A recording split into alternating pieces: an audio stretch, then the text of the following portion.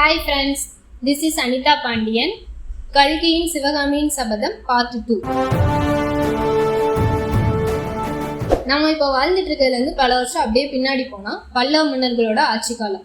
ஒரு அழகான காஞ்சி கோட்டை, அந்த காஞ்சி கோட்டையை நோக்கி பரஞ்சோதி அப்படிங்கிற ஒரு இளைஞன் நடந்து வந்துட்டு இருக்கா. அவர் எதுக்காக வர்றாரு அப்படின்னா, காஞ்சி கோட்டையில் இருக்கிற திருநாவுக்கரசர்கிட்ட தமிழ் கற்றுக்கலாம், தமிழ் கற்றுக்கிட்டு இறை தொண்டாற்றலாம் அப்படின்னு சொல்லி வந்துட்டு இருக்காரு. அவர் வர்ற வழியில் ஒருத்தரை சந்திக்கிறாரு. அவர் யாருன்னா, நம்ம எல்லாரோட வாழ்க்கையிலுமே ஒருத்தவங்க இருப்பாங்க, நம்ம கூடவே இருப்பாங்க, நமக்கு நல்லது பண்ணுற மாதிரியே பண்ணுவாங்க, ஆனால் பண்ண மாட்டாங்க. அந்த மாதிரி ஒரு கேரக்டர்னு வச்சுக்கலாம். அவரோட பேர் நாகநந்தி.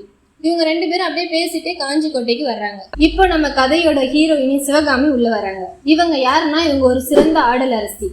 இவங்க பரதத்தை பார்த்து அந்த நாட்டில் மயங்காத ஆளே இருக்க மாட்டாங்க.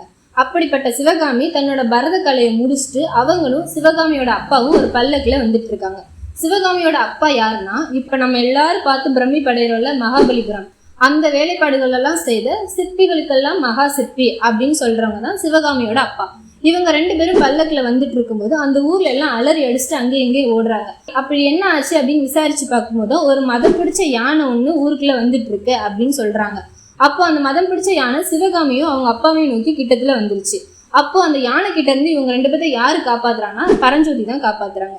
பரஞ்சோதி காப்பாற்றி முடிச்சுட்டு அந்த இடத்துல இருந்து அங்கே போயிட்டாரு. அப்போதான் மாமன்னர் மகேந்திரவர்மனும் அவருடைய இளவரசர் நரசிம்மவர்மனும் அந்த இடத்துக்கு வர்றாங்க.